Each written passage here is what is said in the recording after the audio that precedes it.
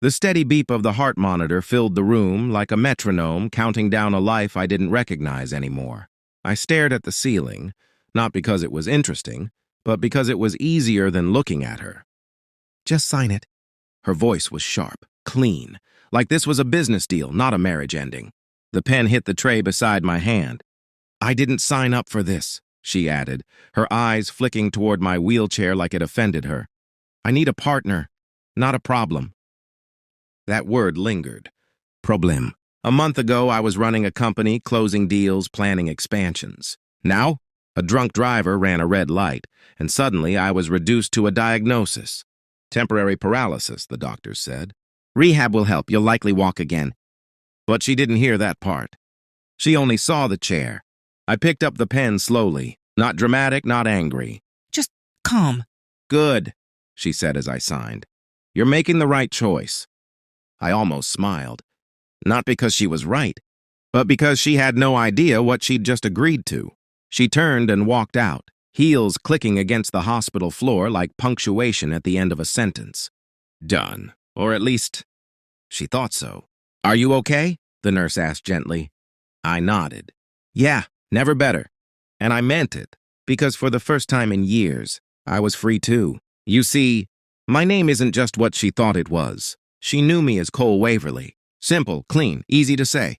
But legally, it's Cole Nathaniel Waverly. And that middle name? That's where everything lives. The contracts, the ownerships, the holding companies, the things people don't ask about when they're too busy enjoying the lifestyle. And she never asked. Not once. By midnight that same day, things started shifting. Quietly, efficiently, the way I always work. Her credit card? Suspended. Insurance policy? Canceled. The apartment lease? Under review. She didn't notice at first. People like her never do. Not until the system stops working.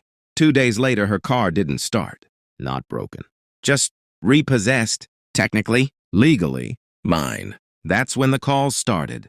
"Hey, something weird is going on," she said, trying to sound casual. "My card got declined." I took a sip of coffee, staring out the hospital window. "Check the account name," I said. Silence. Then, click. By the end of the week, reality hit harder than any accident ever could. The apartment access revoked. The luxury memberships gone. Even the boutique gym she loved so much, yeah, not hers anymore either. I didn't rush anything. I didn't need to. Because when you build something properly, you don't destroy it. You just step back and let it collapse on its own. I watched from a distance. Not out of revenge, but clarity. For the first time, I wasn't reacting. I was observing. She moved on fast. Of course she did. New photos. New guy. Big smiles captioned with things like, "Finally free," and "New chapter." I recognized him. A therapist. Funny how life works. But behind the filters, the cracks were spreading.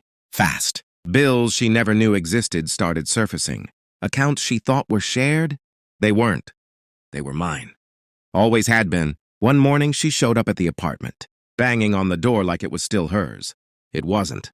Security asked her to leave. She argued. They didn't care. Ownership is a powerful thing. A week later, she got official notice. Foreclosure. Legal. Final. She called again. This time, different tone. "Cole, I think there's been a mistake." There hadn't. I was already gone by then. Different city. Different office. Same mindset. "Bill, don't explain." Weeks passed. Then came the last call. No attitude. No ego. Just quiet. "Why didn't you tell me who you really were?" I stared at the phone for a long moment, then set it down, because the answer was simple. She never asked. I wasn't hiding. I was just not performing. And people who only value what they can see, they don't look deeper. The final moment came at a press event. Nothing flashy. Just facts. Documents. Proof. "My name," I said into the microphone, "is Cole Nathaniel Waverly." A screen lit up behind me. Everything. Every asset. Every company. Every transaction. Clear. Undeniable. No anger. No drama. Just truth. She stood in the back of the room. Silent. Not crying. Not shouting. Just realizing. Because in the end, I didn't take anything from her. I only took back what was already mine. And sometimes, the loudest revenge is walking away quietly.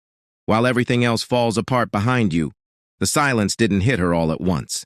It crept in.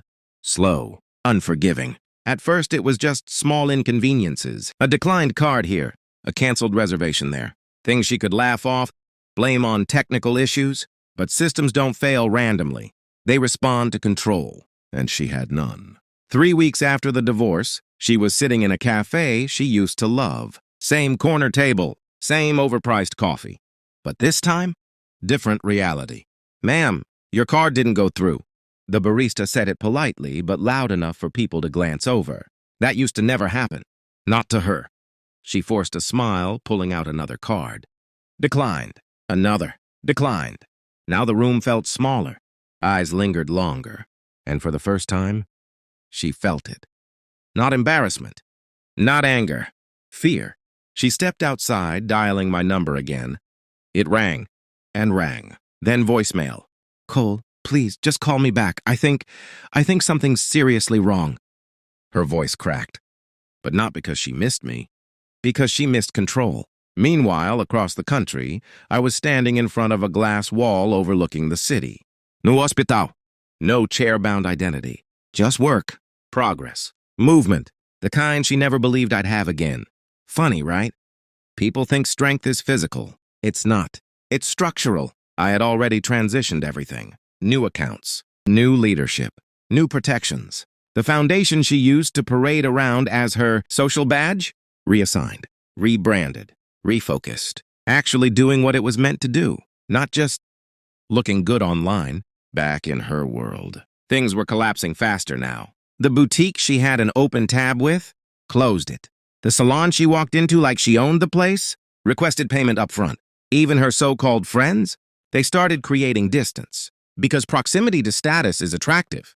But proximity to downfall, not so much. That's when she did something predictable.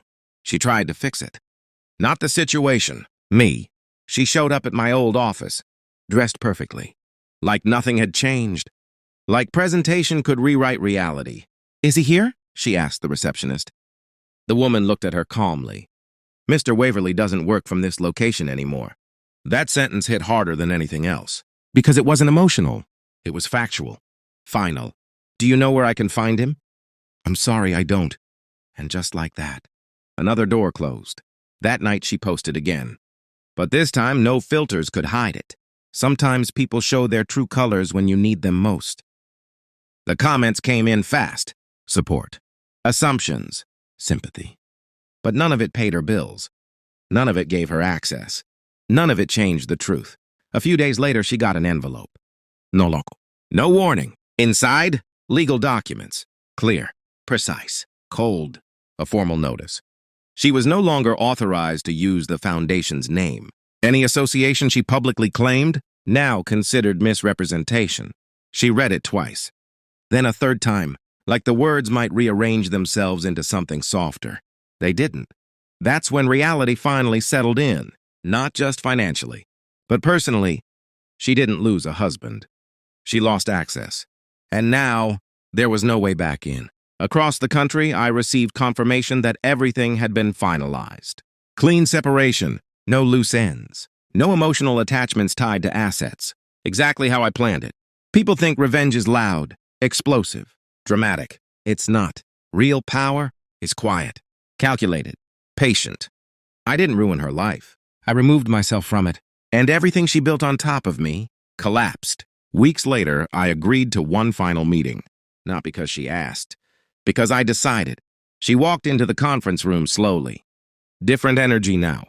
No confidence, no performance. Just uncertainty. "You look better," she said, glancing at me carefully. "I am." Short answer. No explanation. "I didn't know," she continued, "about any of this." "I know." Silence stretched between us. Heavy, uncomfortable. "Honest? Why didn't you tell me?" she asked again. Same question. Different setting. I leaned back slightly. "Would it have changed anything?" She didn't answer, because we both knew the truth. "If I told you who I was, you would have stayed for the wrong reasons." That landed hard. I stayed because I loved you, she said quickly. But even she didn't sound convinced. I didn't argue. Didn't need to. Because love doesn't disappear the moment things get difficult. Convenience does. I'm not here to fight, I said calmly. Everything's already done. Then why meet me? I looked at her for a moment. Not with anger. Not with regret. Just clarity. Closure. She nodded slowly, like she finally understood, or at least accepted. There's nothing left? She asked quietly. I shook my head. No. And that was it. No dramatic ending. No raised voices. No second chances. Just two people sitting across from each other. One who built everything, and one who never realized it. I stood up first, adjusted my jacket, and walked out. Because this time, I didn't need a wheelchair, and I definitely didn't need her. The truth is, some people don't lose you when you leave. They lose you the moment they stop valuing you, and by the time they realize it, you're already gone. People think endings are loud, that they come with shouting, slammed doors, or dramatic last words. But the real ones, they're quiet, almost invisible. After that final meeting, there was no contact, no late-night calls, no I miss you messages, nothing. Just distance, permanent. Her world didn't collapse overnight anymore. That part was done. Now came something harder, living with it. She downsized first, from a luxury high-rise to a one-bedroom apartment on the edge of the city. No concierge, no valet, no familiar faces greeting her like she mattered. Just keys and silence for the first time in years. She handled her own bills, budgeted her own expenses, waited in lines, sat in traffic, lived normally, and normal felt heavy because it reminded her of everything she used to have and how easily she let it go. She tried rebuilding her image online, posting motivational quotes, talking about growth and healing. But the engagement wasn't the same. People follow lifestyles, not lessons. Meanwhile, my life didn't explode into something flashy. It stabilized, expanded, evolved. The company grew stronger than ever. New partnerships, new projects, new people who didn't care about appearances. Only results, and then there was the foundation. The one she used to treat like a social badge. Now, it actually meant something. We funded rehabilitation programs, helped accident survivors rebuild their lives, gave people second chances. The kind I almost needed myself. Funny how things come full circle. 6 months later, I walked into one of our rehab centers. No cameras. No announcements. Just a regular visit. Patients were working through physical therapy. Some struggling. Some improving. All fighting. And for a moment, I saw myself in them. That same uncertainty. That same quiet fear. But also, that same potential to come back stronger. Sir? A voice pulled me back. I turned. And there she was. Not dressed in designer brands. Not surrounded by attention. Just simple. Real. She looked surprised. I wasn't. I didn't know you'd be here, she said softly. I visit sometimes. She nodded. I started volunteering here a few weeks ago. That caught my attention. Not because it impressed me, but because it was different. Why? I asked. She hesitated, then answered honestly. For the first time, I wanted to do something that wasn't about me. That was new. We stood there for a moment. Not awkward, not emotional, just aware. I get it now, she said quietly. Get what? You. I didn't respond. Because understanding doesn't change the past. I thought strength was what you could show, she continued. But it's what you build when no one's watching. That was the closest thing to truth she'd ever said. I was wrong, she added. I nodded once. Not accepting, not rejecting, just acknowledging. People change, she said, almost like she was trying to convince herself. Sometimes, I replied. Silence again. But this time, it wasn't heavy. Are you happy? She asked. I thought about it for a second. Not the money, not the success, not the control, the peace. Yes, and that was the difference. Because happiness built on validation disappears. But happiness built on purpose, that stays. She smiled slightly. Not the confident smile she used to wear. Something softer. Real. I'm trying to be better, she said. Then be better, I replied. No advice, no guidance. Because growth isn't something you're given. It's something you choose. A nurse called her from across the room. She glanced back once. Take care, Cole. You too. And just like that, she walked away. But this time, it wasn't abandonment. It wasn't escape. It was acceptance. I watched her go for a second, then turned back to the patients. Because that chapter was already closed. The truth is, not every story ends with revenge. Not every ending needs destruction. Sometimes, the real win is growth.